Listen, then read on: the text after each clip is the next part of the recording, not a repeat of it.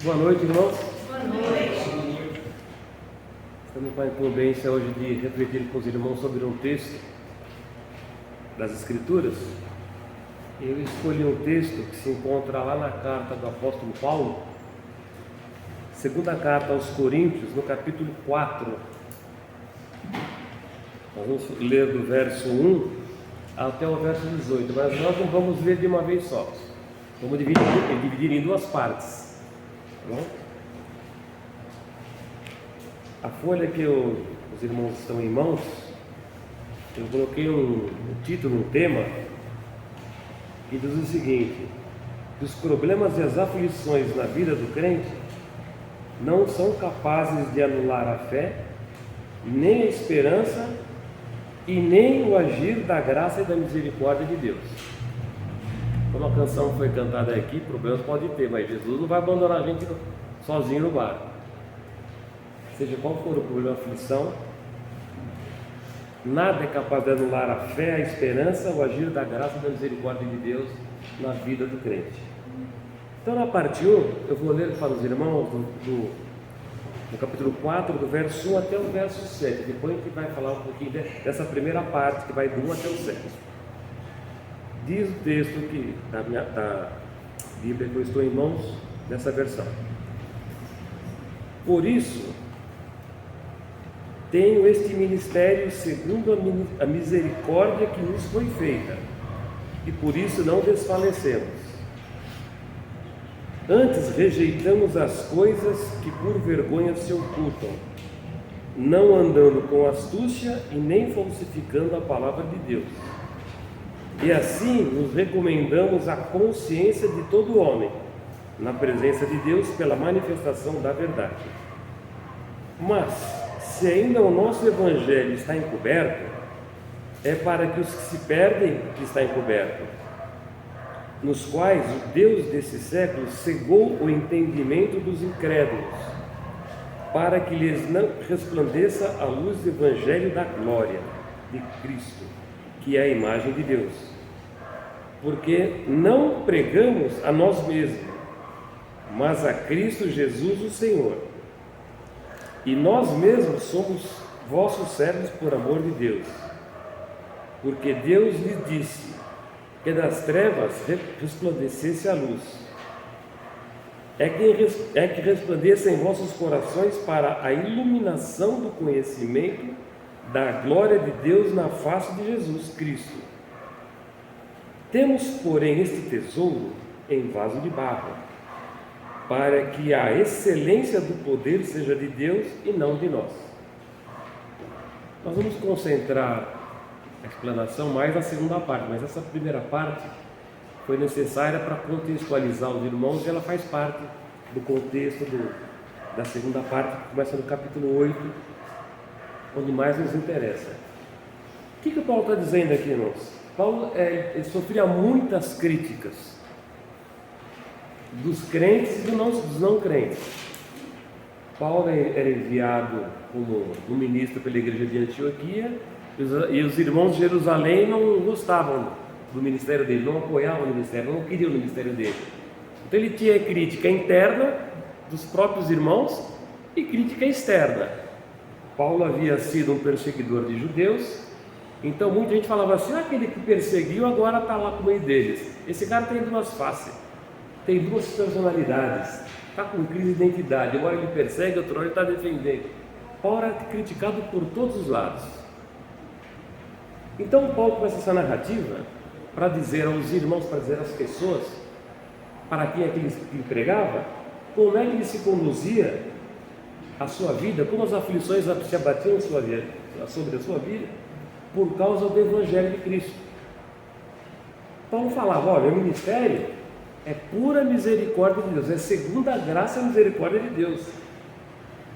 Paulo tinha consciência que o sucesso do ministério dele era por causa da misericórdia de Deus. Não havia atributo nenhum de qualidade nele mesmo para garantir que o ministério dele fosse frutífero.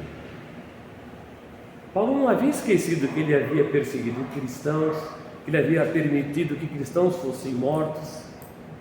Ele falou, agora eu estou do outro lado de cá, é por pura misericórdia, não é por capacidade, não é por mérito, não é porque eu sou mais inteligente, porque eu tenho condição financeira, nada disso.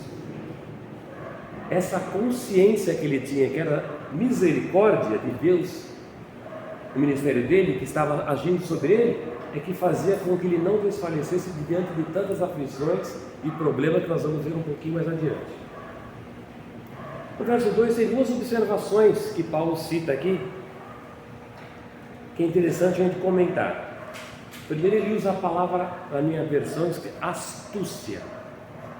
Eu não preguei meu evangelho com astúcia. O que ele quis dizer com isso?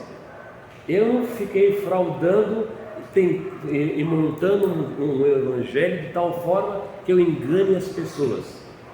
Essa palavra astúcia é a mesma palavra que é utilizada naquele episódio lá do Éden, quando a serpente, com astúcia, inventou uma história para enganar a mulher, depois enganar o homem e fazer com que os dois caíssem. A astúcia da serpente é uma conversa enredada para enganar. E Paulo diz a mesma coisa. Eu não me usei de palavras enredadas, engendradas, montadas para enganar ninguém. Eu prego o evangelho de Cristo. Utilizo a palavra astúcia. O evangelho de Paulo não tinha astúcia, nem inversão de verdades. E se fosse hoje em dia, nem fake news misturado. E a segunda palavra que ele usa, ele fala assim: recomendo a consciência. É que me recomenda a consciência que eu faça uso exclusivo da palavra. Nós já aprendemos diversas vezes com o pastor Elias aqui, que o ser humano é composto de dois componentes básicos: consciência e sentimento. Consciência e sentimento. Aqui ele fala assim: a palavra que eu prego para vocês é com consciência. Ah, mas não pode usar sentimento? Ele não falou de sentimento. Muita gente vai pregar, eu estou sentindo, eu vou pregar. Paulo não sentia.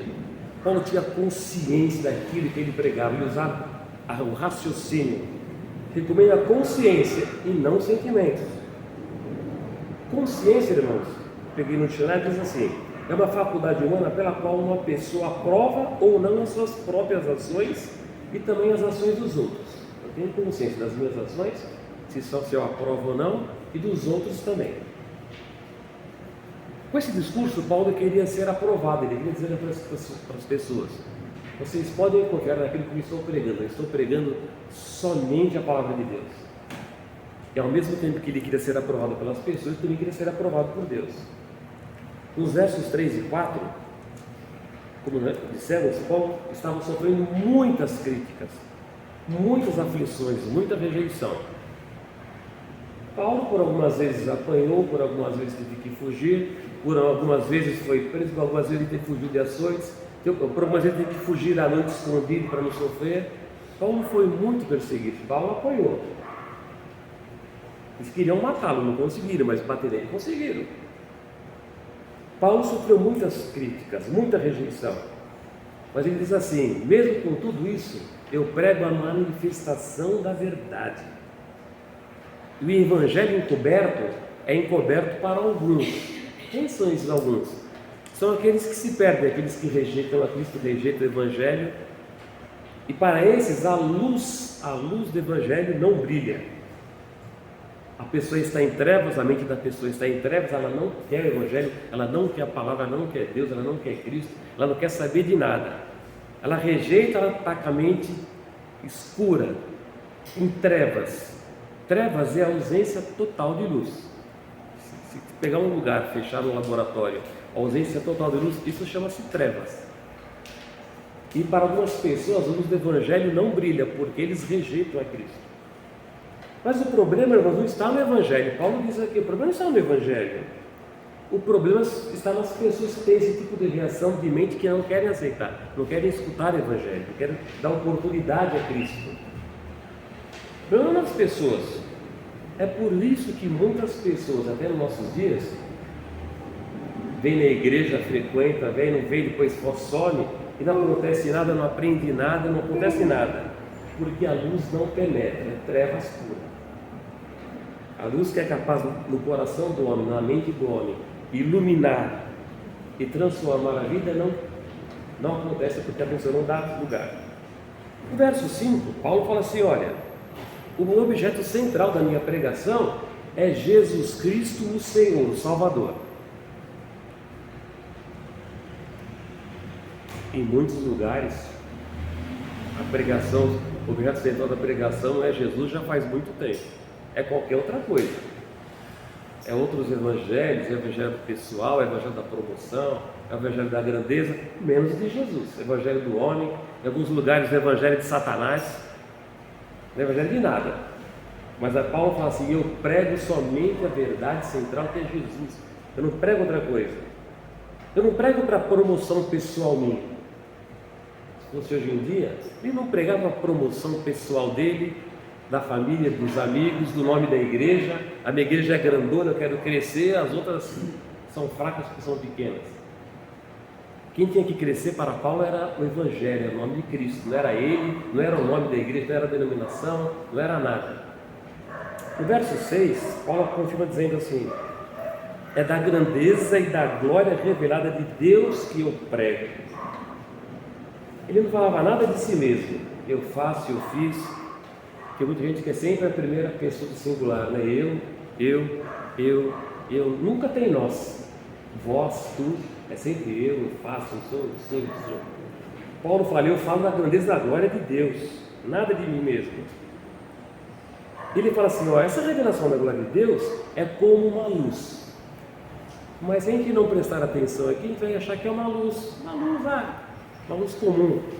Não, essa palavra luz aqui, ela tem a mesma força de expressão e quando o Senhor criou o universo lá no começo, em Gênesis capítulo 1, quando naquele momento em que a terra estava em trevas total, escuridão total, ausência de luz, o Criador disse assim, ó, haja luz, e a luz se formou, os luminares se formaram. Paulo fala assim, que aquele que aceita o Evangelho, aquele que abre essa mente para o Evangelho, é essa mesma luz, essa luz que ilumina as trevas. É uma luz poderosa, não é uma luz comum. É a luz que só pode existir a partir da ordem de Cristo. Haja luz. Quando a pessoa crê no Evangelho, aceita o Evangelho, aceita falar de Cristo, abre a sua mente, é esta mesma luz, é a luz produzida pelo próprio Deus. Que isso é possível que ela brilhe através da glória do próprio Deus. Não é glória do homem, não é glória da igreja, não é glória do pregador, nem do riqueza, nem do dinheiro, nem de nada. Portanto, irmãos, quando nós abrimos nossas vidas para o Evangelho, foi o haja luz de Deus que iluminou.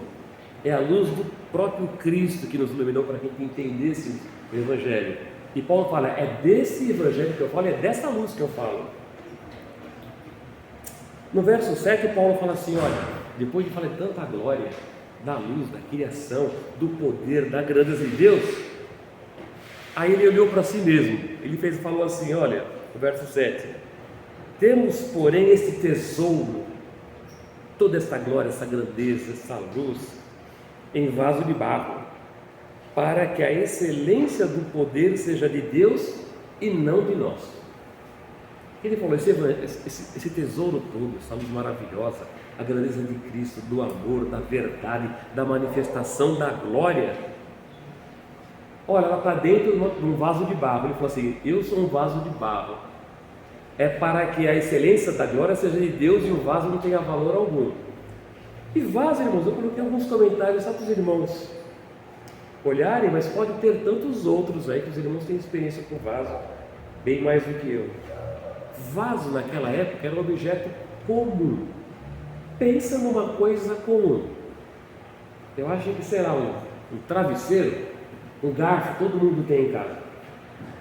Naquela época, ter um vaso é igual ter um garfo, ter um prato, ter uma caneca de plástico. Era muito comum, porque era a única maneira que as pessoas tinham de armazenar água para o dia a dia. Todo mundo tinha vaso, pequeno, grande, 2, 3, formatos diversos. O vaso era uma coisa comum, tinha em toda a esquina. Qualquer bazarzinho tinha, não custava nada. Isso aí não vale nada, todo lugar tem. Vaso de barro de pouquíssimo valor, qualquer um tinha. O barro, o vaso de barro, tem uma característica interessante. Muitos materiais, quando dão defeito, eles podem ser aproveitados. Se um carro sofreu um acidente, der uma perca total, dá para tirar todo o plástico e reaproveitar, dá para tirar todo o vidro e reaproveitar, todo o estofamento e reaproveitar, todo o ferro e reaproveitar, toda a luz, tudo, nada joga fora. Se um vaso quebrar, não dá para fazer nada com o carro. Não dá para montar outro vaso, não dá para desmanchar quem está fazendo novo, não dá mais liga. É lixo. Tinha gente que era um pouco mais abastada naquela época e tinha vaso de metal, um vaso de prata, um vaso de bronze, um vaso de estanho. Se um vaso de estanho, de prata, de metal cai no chão, ele pode amassar, ele pode furar. Se um vaso desse cai no chão e amassar, dá para ele levar lá no lateiro, latoeiro, no livre, vai lá consertar, pronto, está aqui de volta. Mas Paulo não falou que ele era um vaso de metal. E de metal se estragar dá para reaproveitar. Ele não falou que ele era de vidro, de cristal, porque se o vidro quebrar, você derrete o vidro, 2000 graus, ele derrete e você faz vidro de novo. Paulo falou assim, não, eu sou o pior tipo de vaso, o vaso mais humilde e mais barato, para que a resplandeça a glória de Cristo não a minha. Eles se achavam um vaso comunzão, nas nossas palavras do dia de hoje, né? Porque o valor não era do vaso, não valia nada. Naquela época a água sempre foi preciosa, o valor é sempre o que esteve dentro do vaso, uma água, um líquido, um azeite, um perfume, um vinho. O que importa é o que está dentro, o que está fora podia ser qualquer vaso. O valor da palavra e do poder da glória que Paulo falava era o que estava dentro, ele mesmo não era ninguém. Ele disse, mesmo sofrendo, falando dessa grandeza, eu sou um vaso de barro, eu sou um nada. Pouca gente teria coragem hoje de subir a um púlpito e falar, eu não sou ninguém. Você vai escutar, não, eu fiz faculdade teológica, eu sou engenheiro, eu sou diretor, eu conquistei, eu faço, eu já fiz isso, eu sou gerente, eu sou diretor. Pouca gente poderia ter coragem de falar, eu não sou nada. E Paulo é um dos homens mais brilhantes da Bíblia. Se eu fosse escolher, por exemplo, um personagem da Bíblia que eu admiro, fala o nome de uma pessoa que você gosta da Bíblia, entre todos. Eu gosto de Paulo. Um homem altamente letrado, falava pelo menos 2 línguas, tinha dupla cidadania, já foi membro de Sinédrio, da alta cúpula do comando dos judeus, homem letrado, conhecido, respeitado. O que nós temos de evangelho, de igreja, praticamente é Paulo que escreveu. Homem culto. Eu gosto de Paulo, da ousadia de Paulo. Ele fala assim, não, Daniel, você pode até gostar no ano 2024, mas eu sou vaso de barro, nem de vidro eu sou. Eu sou nada. Se eu cair e quebrar, tem que jogar fora. Bom, essa é a primeira parte para a gente entrar na segunda parte, onde eu queria que os irmãos centrassem mais as atenções, tá bom? A parte 2 eu dei um nome. As dificuldades e as aflições podem ser motivos para aumentar a confiança e o encorajamento do crente. Com essa segunda parte, o que eu espero que os irmãos, a partir desse título, se prendam na palavra, porque esta palavra ela é altamente encorajadora para aumentar a confiança do cristão nas Escrituras e no Senhor. Ele fala dessa grandeza do vaso de barro e ele emenda assim: em tudo somos atribulados, mas não angustiados, perplexos, mas não desanimados. As palavras, elas têm significado, a gente precisa prestar atenção no significado. Ele diz assim, em tudo sou atribulado. Em algumas coisas eu sou, mas tem coisas que eu não sou atribulado, não. Se fosse isso, ele teria dito, olha, em algumas coisas eu sou, outras não. Eu não sou atribulado em nada. Atribulado em nada. Aqui ele diz assim, em tudo somos atribulados. Era muita ofensa, era muita crítica, era muita aflição, era muita perseguição, perigo de morrer, atentado contra a vida, fugir daqui, crítica da própria igreja, dos próprios irmãos. Em tudo somos atribulados, mas não angustiados, perplexos, mas não desanimados. No verso 9 ele diz, mais 2 jogos de palavras: perseguidos, mas não desamparados, abatidos, mas não destruídos. É um jogo de palavras muito interessante. E as palavras, por ter significado, elas não significam a mesma coisa. Atribulado, muita tribulação, mas nunca chegava ao ponto de estar angustiado até a morte. Como o salmista Davi tantas vezes disse lá nos Salmos: estou angustiado até a morte, me leva, Senhor. Estou atribulado, mas a angústia não chega. Eu estou perplexo, não é possível, estou perplexo, mas eu não desanimo. Paulo dizia isso. Perseguição, muitas, mas eu não estou desamparado, estou perseguido, mas tem alguém que está comigo. Abatido. Hoje foi aquele abatido, aquele dia foi ruim, hoje no trabalho foi uma porcaria. Estou abatido, mas não estou destruído. Nós vamos ver que essas dificuldades extremas que uma pessoa passou, e muitos de nós passamos, não é capaz de derrotar o crente e fazer o crente perder a fé. Pelo contrário, são capazes de produzir confiança e aumentar o encorajamento e a fé em Cristo. E Paulo continua dizendo então, a partir do verso 10: trago sempre por toda parte do meu corpo a mortificação do Senhor Jesus, mas isso é para que a vida de Jesus se manifeste também em nossos corpos. O que ele estava dizendo? Eu trago as marcas de Cristo, do sofrimento e da morte de Cristo. Cristo morreu, e a morte de Cristo, por causa da morte dele, hoje eu tenho vida, para que manifeste também a vida nos vossos corpos, para os irmãos. Ou seja, o Cristo que morreu, por causa da morte de Cristo, eu também fui mortificado, e vocês também, por causa que Cristo morreu, o Cristo ressurreto, que foi mortificado, que reviveu, está em vocês, para que vocês tenham vida.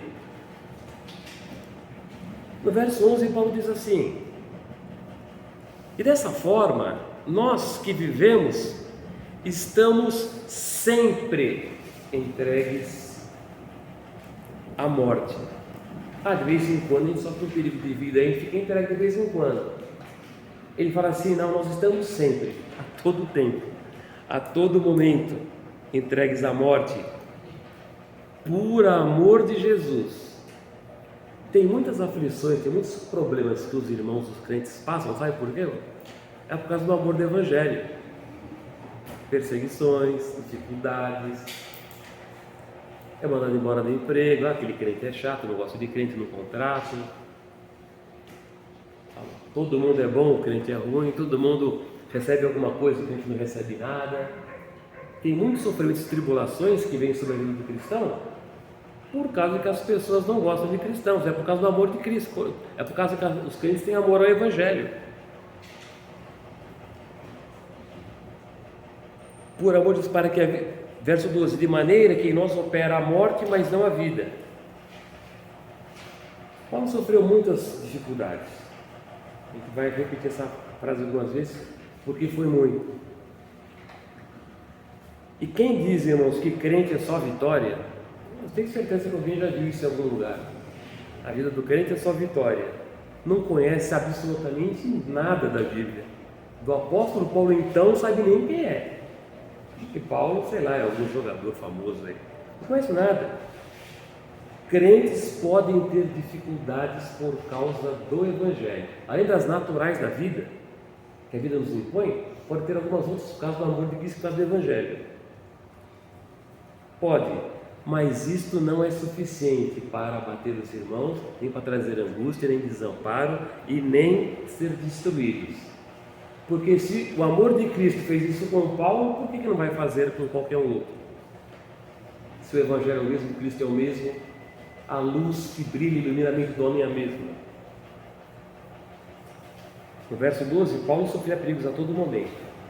Mas ele afirmava, como uma canção, e a Irene disse aqui, um pouco depois da canção, no dia a dia, na hora H, na hora do problema, o Senhor está ali.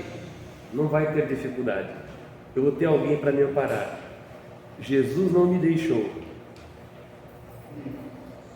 Paulo diz, eu sofro algumas coisas por causa do Evangelho, por causa do amor a Cristo e por causa do amor a vós.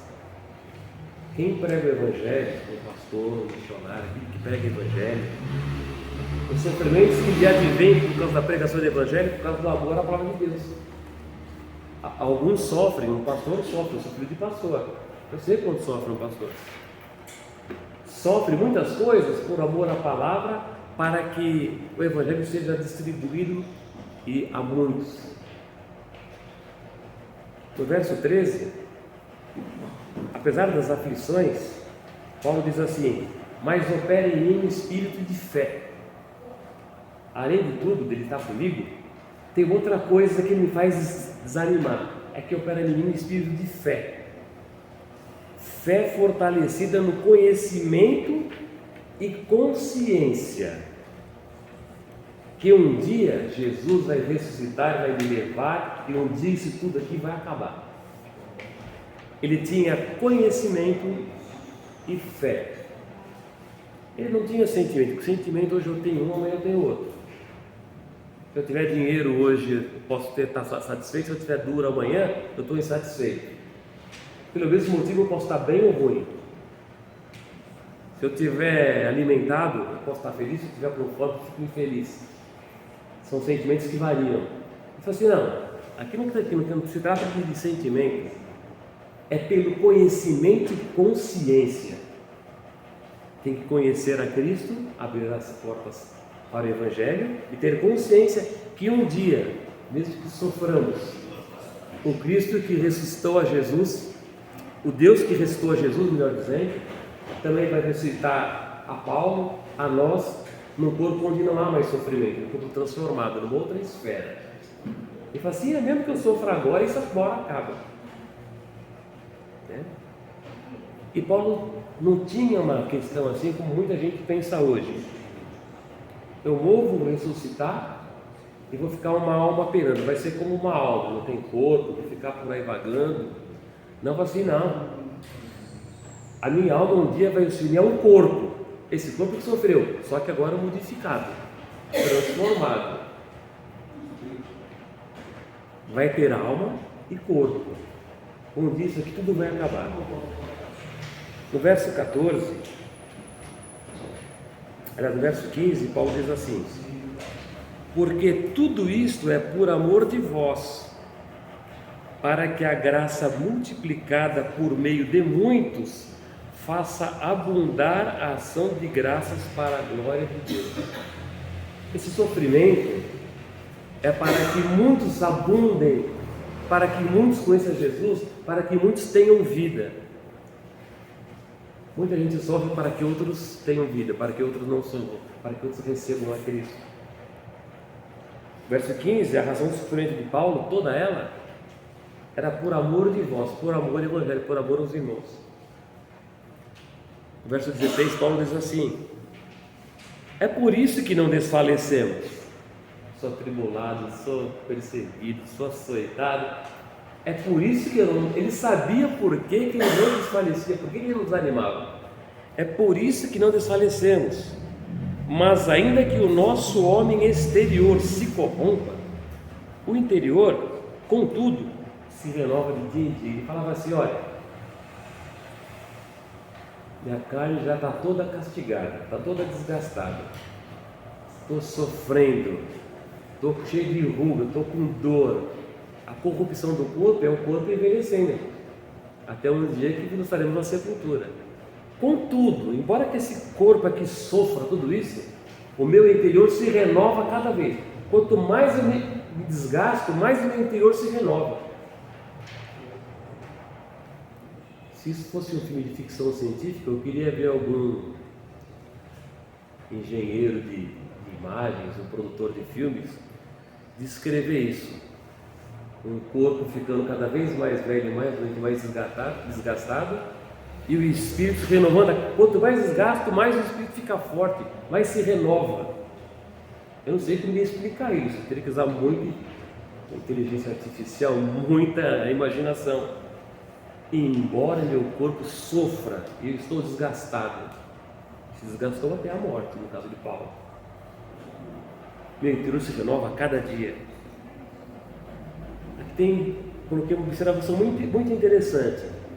Do lado de Paulo, do lado de vaso de barro, do lado humano, só debilitação, cada vez mais.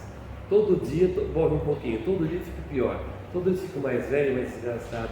Do lado do vaso de barro, do lado de Paulo, do lado humano, só debilitação, só degradação, só desgaste. Mas do outro lado, do lado do Espírito, do lado de Deus, renovação.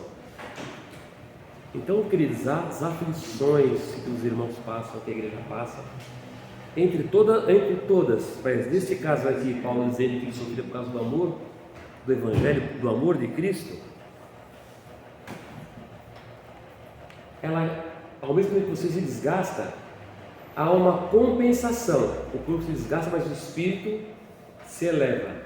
É por essa razão que ele fala assim: é por isso que eu não desanimo, é por isso que eu não fico derrotado, é por isso que eu não morri ainda, é por isso que eu não parei, é por causa disso.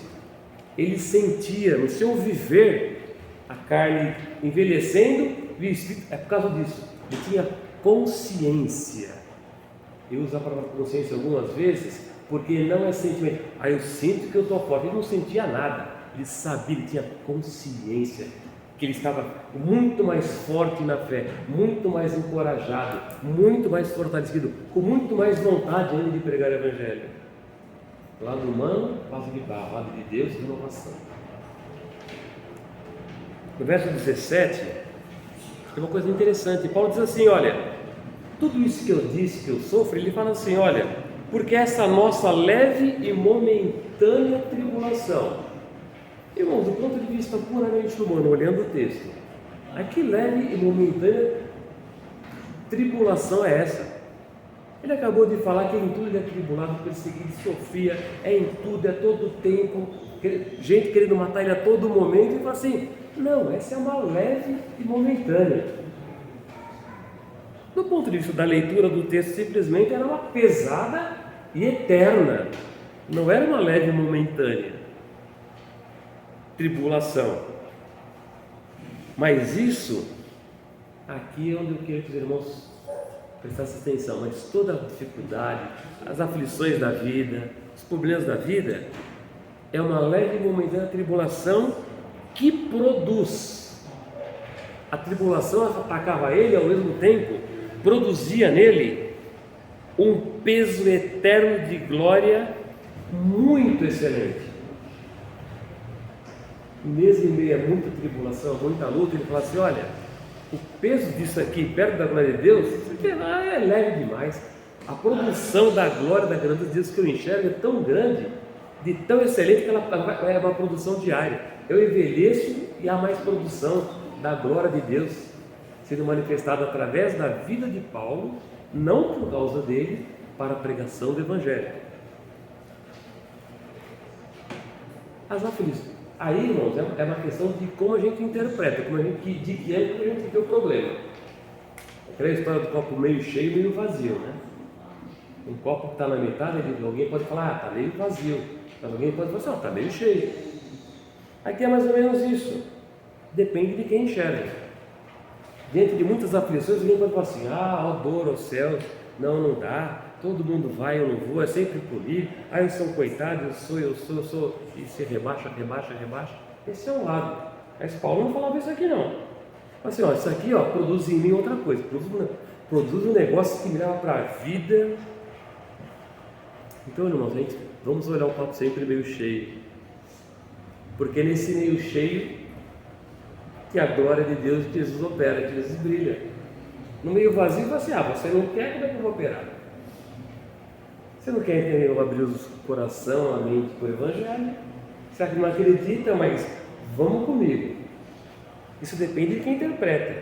Ele disse que as lutas produziam um peso grandioso de glória e de vitória muito excelente. Para ele, leve era comparada com a glória de Cristo.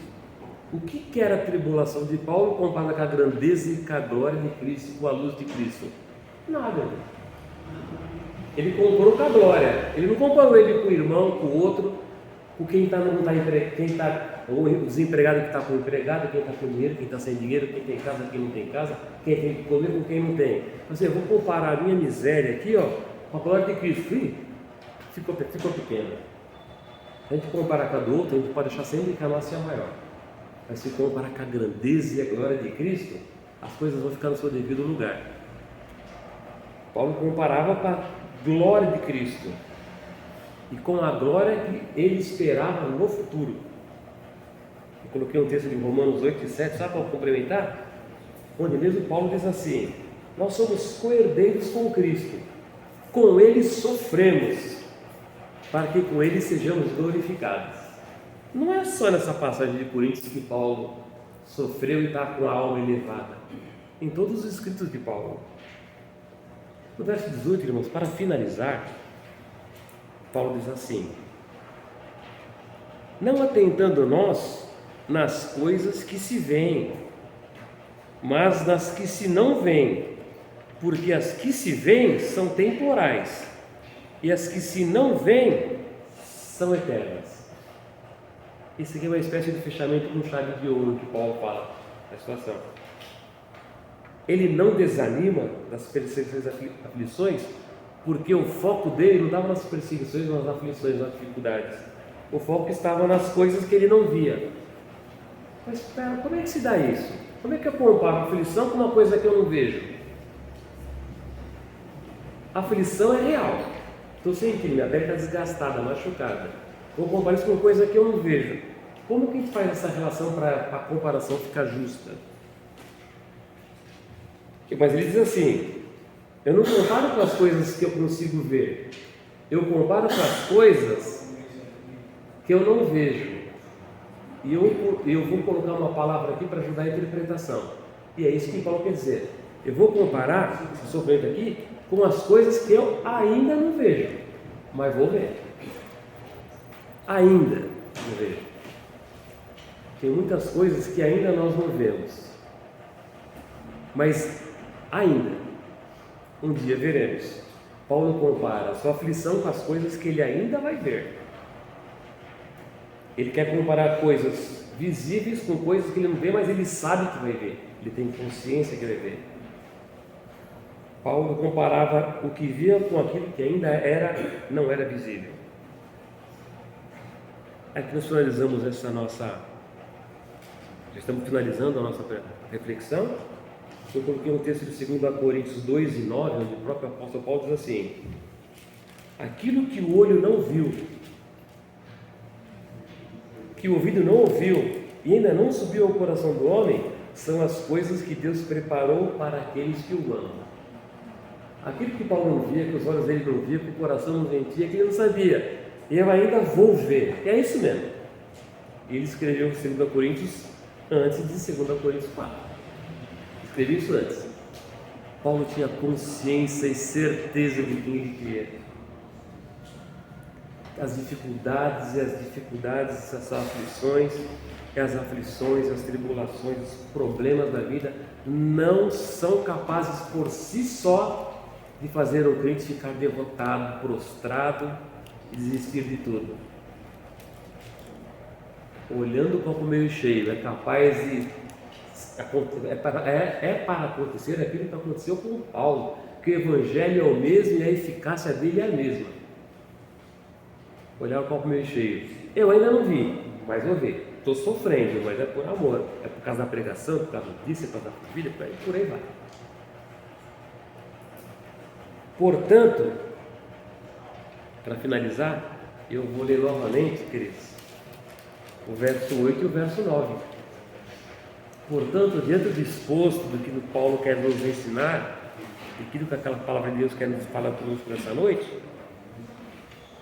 eu vou fazer uma adaptação, mas eu não vou tirar a verdade do texto.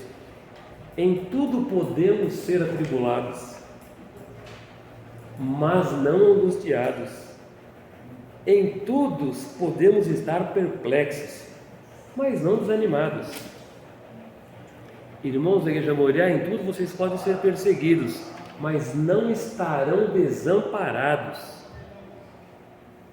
Igreja de Cristo, podemos estar até abatidos, mas não destruídos. Quando eu pensei essa